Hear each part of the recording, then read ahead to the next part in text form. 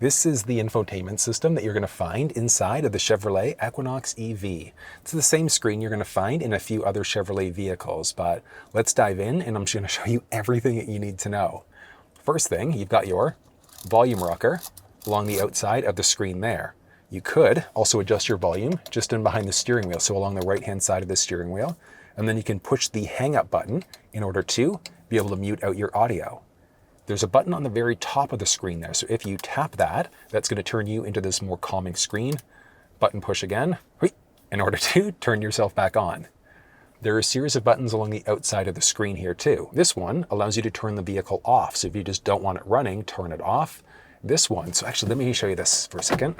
Reverse, park, so that button is no longer active. So if I were to open up the door, the car would turn off. But if I tap that one, the vehicle is now going to stay on for 60 minutes. So I open up the door and the car is going to stay on. You've got one pedal drive available with a few different levels that are available. So you've got your off mode, normal, and then there's high too. But you do also have a paddle along the left-hand side. So this one, it kind of almost works the same way as the one pedal drive does. So with one pedal drive though, if you were to take your foot off the accelerator as you're driving, you slow down. With this one, as you're slowing down, you can actually push and hold this paddle. And what that's going to do is it's going to capture the energy. So it's essentially a regen braking mode. So it's going to drop you down this way. And then when you come down to a complete stop by pushing and holding, or if you're close to a stop, push and hold, it's going to put you into the auto hold setting. So with the auto hold setting going, if you take your foot off the brake when you're in a stop, the vehicle is not going to move. You've got a series of different controls available. So the first one is going to be adjusting the head-up display. So you can adjust out the brightness if you want. I always just recommend maximum brightness. You can adjust the height. So do you want it moving up or down? And then you can also adjust the rotation. So having it move left or right, just depending on how you sit on your seat. You can toggle the head-up display off if you'd like to on top of that. And then navigate to Tim Hortons. There's a Tim Hortons 0.3 kilometers. Just choose one of these and start, because if you've got the head-up display, you'll also have your turn-by-turn directions right inside of the head-up display. I think that's a pretty useful setting.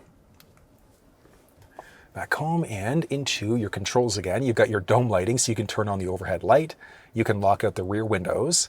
Button push to get into your camera. So you've got your overhead view. So this is for the front, so overhead versus your side view. You can go to your backup camera with a few different views available. Hitting this in order to look at your different guidelines. So if you were in the standard view, you could turn all of these on, off, overhead, side, etc. Into reverse is just going to give you your backup camera there. From there, you've got your traction control. The only time you want to turn this off, wintertime driving, if you're not getting traction, so you're getting some wheel slippage. There's the auto high beam mode. So with your high beams in general, if you're in the auto mode, you can't permanently lock your high beams out during the daytime. You can flash them out, no problem. But if you wanted to permanently lock your high beams out, what you're going to do, if you go to more controls and then lights, you can also access it from the light panel along the outside, but this just gives you more options. So make sure auto high beams are turned on in the auto mode, because later on at night, if the vehicle recognizes high beams are needed, turns them on automatically. If somebody's oncoming, turns them off before turning them right back on again. But if you wanted to permanently lock out your high beams, just tap on the bottom mode there. From there, you're just going to push away to lock them on, pull towards you in order to turn them off.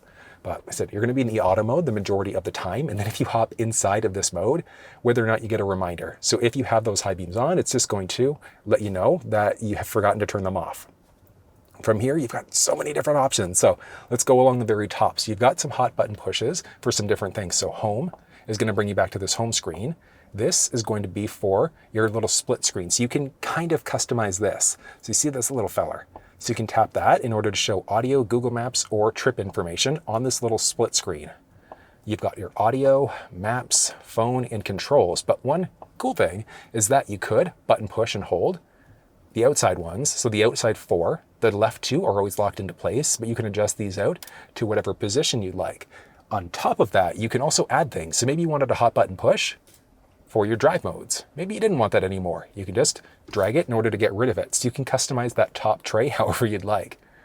You can hit here in order to get to different profiles. The benefit of setting up profiles is that if you've got phones that have set up, if you've got addresses that you've searched for and things like that, it's going to remember it and lock it into your individual profile, and then you can adjust it. The big one here, you could rename it You can add a profile in there, add an account, so you'd add in your Gmail account essentially, but you can also add in security.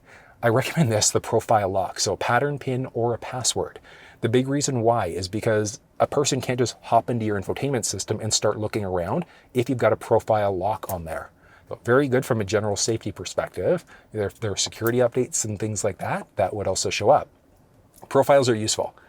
If there are notifications available, you've got your active connections there, date and time, you can adjust it that way, along with your outside temperature. And then you've got a series of different climate control settings that are baked right into the screen. So you can easily adjust out this way, heated, ventilated seats there. You can also adjust out your fan speed that way, sync it up. So if the passenger side is set to something different. But one cool thing is that just under the screen, you've got some physical dials too. So I know some people aren't crazy about having the climate control settings digital, so you can adjust out pretty much everything that you need. So your fan speed there, adjust it out. But one even cooler thing, if you hit the voice command prompt, change the fan speed to 3. Got it. Changing the fan speed to 3. So you can adjust out the fan speed, turn on your heated ventilated seats, adjust the climate and things like that, all using your voice. Takes a little bit of getting used to, but it is a really neat setting at the same time. And then you've got all of these different options. So the first one here is vehicle status.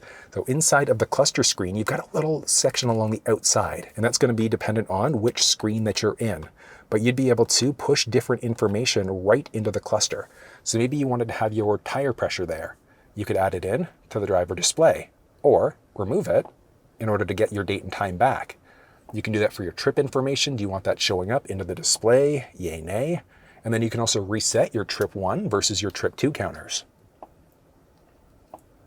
You've got a series of different drive modes that are available too. So your normal is more like your day-to-day drive. You've got sport mode, which is going to give you the best possible performance. Snow ice plays with your traction control, stability control. And then this is going to be your individual mode, which you can set up using this. How do you want your steering and braking to be? So the difference, normal steering is more like your comfort day-to-day drive versus sport, stiffens things up. How do you want your brakes to feel? Acceleration, do you want to be the best possible performance, relaxed, etc.? So you could adjust out your own unique drive mode there if you'd like. And then you've got audio. Series of different sources available. AM, FM, SiriusXM. If you had a USB stick with MP3s on there, that would be available too. If you hop into either AM, FM, etc., you can see all of your presets along the outside. You can easily tune to stations. 94.9 FM. All right, here's 94.9. So you could change stations using your voice that way if you'd like to. You can button push here and you can either tune stations this way if you'd like, or you can see all of the stations that are available based off of your geographic area. So if there are stations that you tend to listen to the most, you can easily star them in order to save them as a preset.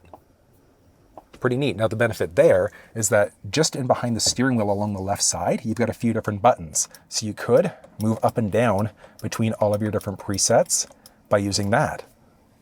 If you hit this little settings icon, you can adjust out some sound settings, so adjust your bass, mid-range, treble, etc. What I'd recommend here, listen to one of your favorite songs, and while this is playing, adjust this out until it sounds perfect for you. I've personally found like bass cranked a few points, mid-range balanced, treble up is good for me, but that's going to come down to a matter of preference. You can adjust out the balance and fade. Do you want it driver focused, rear focused, front passenger focused, or back to center again? You can manage your radio favorites. So you've got all of the favorite stations that you put in there. If you don't want certain stations, you can delete them out. You can hit this little feller in order to be able to adjust them out too. So if you wanted different stations in a different position, you can easily push and hold in order to be able to move them around. You could look at your radio text and then categories. So your radio text, the information here. So whether or not that shows up, and you can easily change stations that way too. But it's using media. It's straightforward. With SiriusXM, it's the same idea. You've got your related.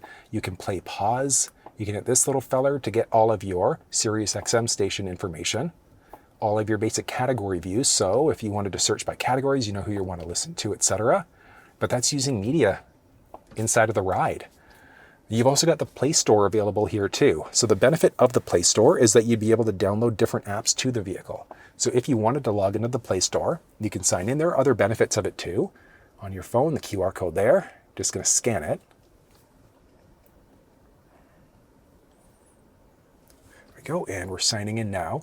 And there are a few benefits here. So one of them is that you could download apps inside of the infotainment system. Another cool thing is with factory navigation, which I'll show you in just a second here. But once we've logged in, you'd now be able to start downloading apps directly to the vehicle. And there are so many different apps that are available inside of this ride. So exploring all apps. I mean, look at this. So ridiculous. So a lot of different options. There are different audio options. I'm a big fan of using Waze inside of my ride. So you could easily download and install any of these apps. Pretty simple. You've got charging available here too. So charging, you've got the option of adjusting what charge percentage you want to go up to. So you can adjust it by spinning it around or by going up and down this way. I recommend, so the way that this is going to work, you want to charge up to like 80% the majority of the time, and that's just going to protect your battery. So if you're just going on just day-to-day driving, you're not doing distance trips, things like that, keep yourself at 80. If you're going on a longer distance trip and you know you'll need the charge, go up to 95 or 100%. I mean, you can see there the range is so much better in comparison. But safe space, 80, 85%, 100% if you're using the charge tomorrow or within the next day or two. You can charge now or charge later. So when you plug in, it'll start charging, or charge later to say when you want to start charging. So maybe you don't want to start charging until 7 p.m. when you get cheaper electricity rates. You can adjust that out. And you can also precondition. So what that means is that when you're plugged in, rather than it drawing power from the vehicle, it's going to draw from the wall in order to precondition the cabin so it's nice and cold or nice and warm for you based off of your preconditioning temperature. So you want it nice and cool for you at a certain time, that's available. You can tap this little feller in order to sign into your Chevrolet account, or you can create a schedule. So if you want to set current location,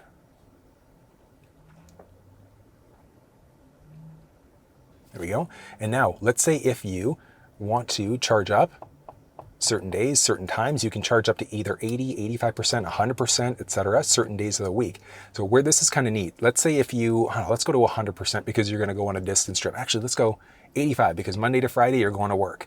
You want to have your charging complete by 7 a.m., but you also want to have the cabin preconditioned.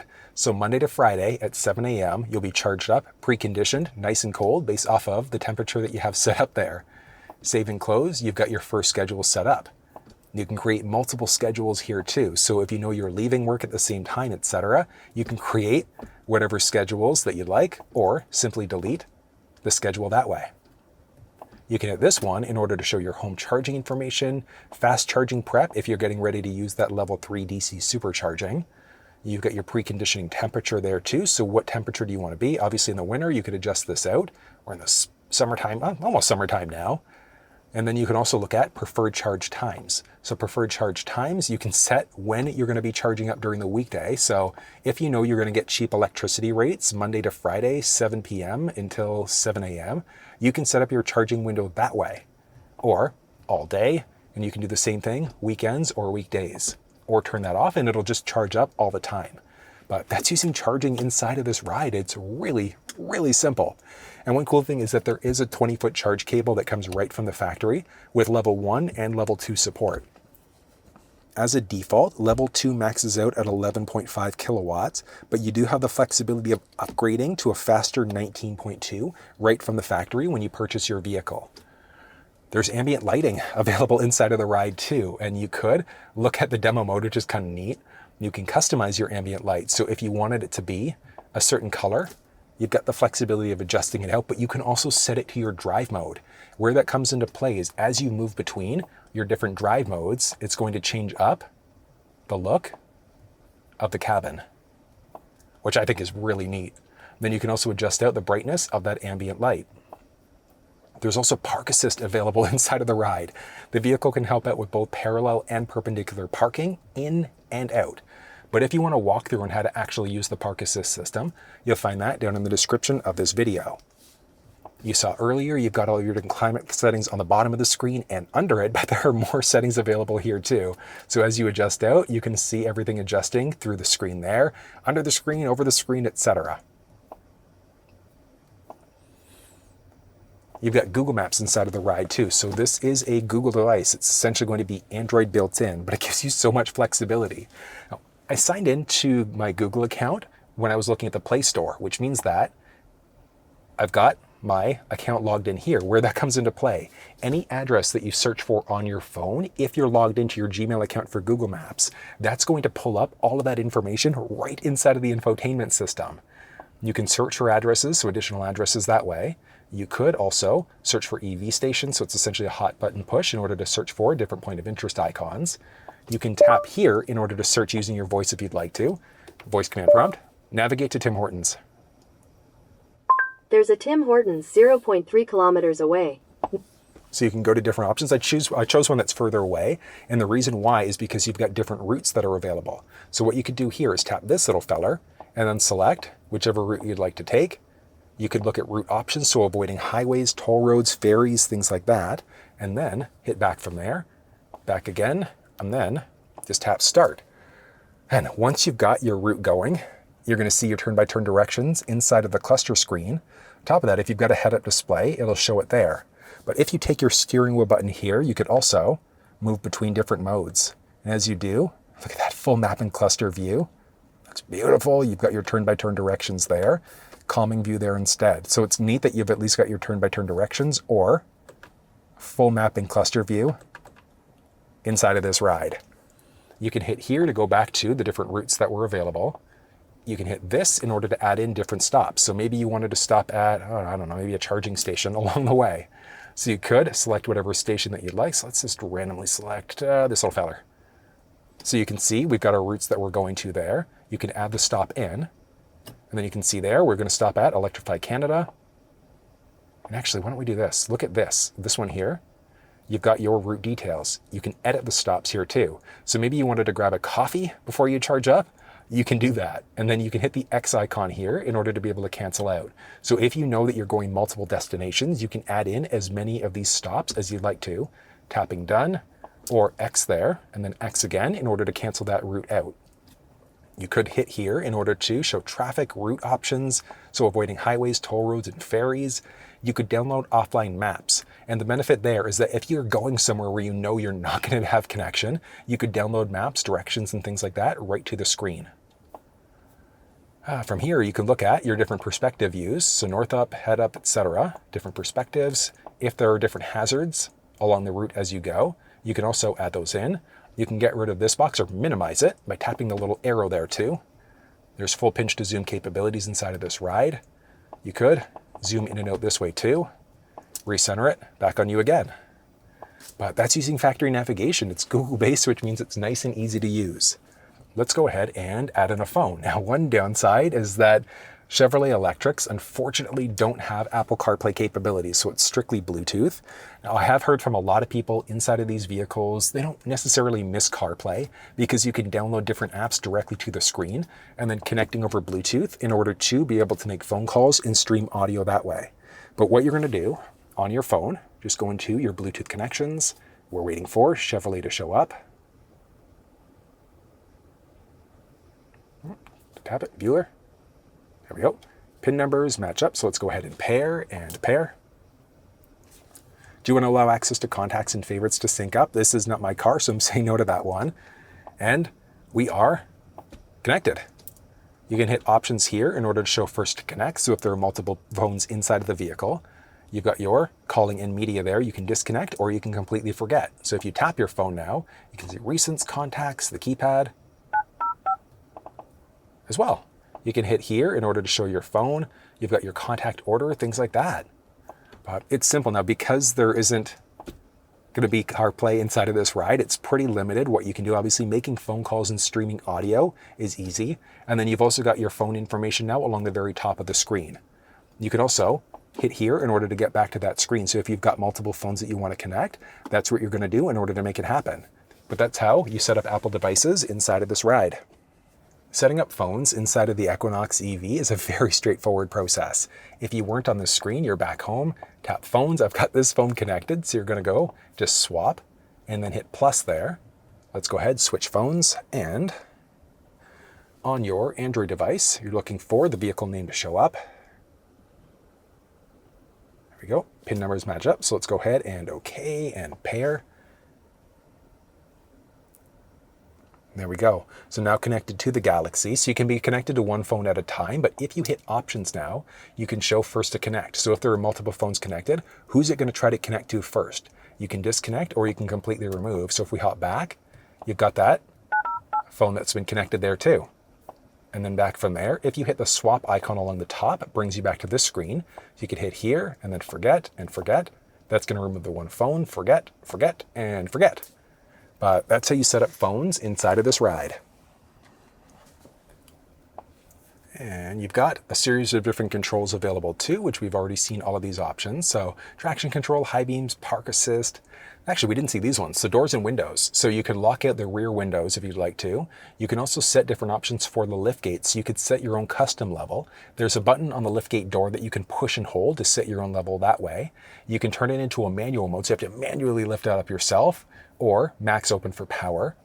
Drive and park, you can turn off traction control. There's blind spot steering, one pedal drive options. So you'll see a lot of these things that are duplicated a few different spots. There are a boatload of settings, which we'll touch on last. And then you've also got all of these options here. So pulling up your camera, front versus back view, your Google Assistant, which you could activate that way along the steering wheel, or by saying, hey Google, and you can activate it that way.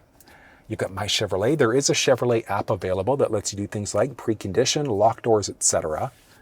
You've got your news, hotspot, Alexa, Waze was an app that I downloaded, so that's available now, Spotify, and music. Which means, next up, all of the available settings. Starting off with connections, that's where you're going to go to see your phone connections, your Wi-Fi networks if they were available, turn your vehicle into a wireless hotspot that does need an active plan through OnStar in order to work. And then you've got trusted device information there too. You've got some vehicle settings available. So audio settings, which we've already seen. So managing your stations or your sound settings. Drive mode customization for that individual drive mode. Teen Driver is going to give you some limitations for the Keyfob. So things like limiting vehicle speed, things like that. Rear seat reminder. If the second row doors have been opened up and then you go to hop out of the vehicle, you'll get a message inside of the cluster screen telling you to check the back seats. Buckle to drive is available there too. So if your seatbelt isn't buckled in, you go to drive, initially it won't let you, and then eventually it will. I'm just not a fan of that one. There is Super Cruise lane change available inside of this ride. So inside of the Equinox EV, there are technically 3 different types of cruise. You'll at least have 2 of them, and that's going to be either adaptive or traditional cruise control. And then there's Super Cruise, which is full hands-free driving inside of the ride. So you've got your typical or normal cruise control. So if you take the cancel button, if you push and hold it, that is going to put you into your regular cruise. Push and hold again, that's going to be for adaptive cruise control. So your regular cruise is exactly that. But let's say if you set it at 80, the car in front of you slows down, yours will not brake. With the adaptive cruise control system, when you toggle it on and you set your speed, if the car in front of you slows down, yours will brake. They change lanes, you change lanes, it's going to pick you back up to your set speed. And then you've got your Super Cruise system. If it's available, you'll see a teeny little steering wheel somewhere in the cluster, depending on which version of the screen that you're in, so which setting there. But when it's available, you just tap this. This part of the steering wheel will go green, and then you know you're full hands-free, so you can take your hands off the steering wheel, feet off the gas and the brake, and it's going to do everything for you. So you can actually toggle the system on. So you push the button here in order to toggle it on. You then set your speed by going down, increase, decrease, 1 kilometer, 1 mile per hour at a time, up and down this way, push and hold up or push and hold down in order to increase or decrease faster. You can hit the brake to cancel your speed, you hit the cancel button to cancel your speed, and then push up to resume your previously set speed. Then there's also a distance indicator, so it's how close or far are you away from the vehicle that's in front of you. I'm personally okay with level 1 most of the time, but you might want to be on 2 or 3, just depending on your own personal comfort level. And then you've got the button for the Super Cruise system there too. But where this lane change comes into play is when you've got the Super Cruise system enabled. When you go to hit the turn stalk, you can do that if you'd like to, and then it's going to check to see if there's anybody next to you, and then it's going to change lanes automatically when you're in the turn signal or the automatic. You can have nothing happen though. So with the Super Cruise system enabled, you hit the turn stalk and then you have to change lanes yourself. But with the turn signal activated, you hit the turn stalk and it's automatically going to change lanes for you. Automatic takes it to the next level though. So where that one comes into play is if you've got the Super Cruise system enabled, if the vehicle recognizes that the car in front of you is going too slow, it's going to automatically hit the turn stalk for you. It's going to change lanes for you, pass the person, and then it can also put that blinker back on and pull you back into the lane that you were currently in or before it moved you over. It is a brilliant system. Takes a little bit of getting used to, but it's fantastic. If you want to walk through and actually seeing that cruise control system used in person, check down in the description of this video. There are some options for climate control, things like that. So your fan speed, when you start the vehicle up, do you want your heated seats or ventilated seats to come on? Ventilated if they were available. Do you want your defog, defrost to come on? Yay, nay. There are a series of comfort and convenience settings. So your volumes, what do you want that to be at? Your power liftgate, what option do you want there? So again, you'll see a few of these things, a few different spots. Hands-free access is available. So as long as you've got the key fob on you, walk up towards the back end, it's going to automatically open up that liftgate for you. Reverse mirror tilt, you can have it for the driver passenger, strictly the driver or the passenger. So when you go to put yourself into reverse, you can see there, those mirrors tilt down. When you go back into park, the mirrors tilt back up again. I'm personally not crazy about that setting, but on off as necessary. Auto wipe when in reverse. So if you've got your windshield wipers going and then you put yourself into reverse, it's going to turn on that rear wiper for you.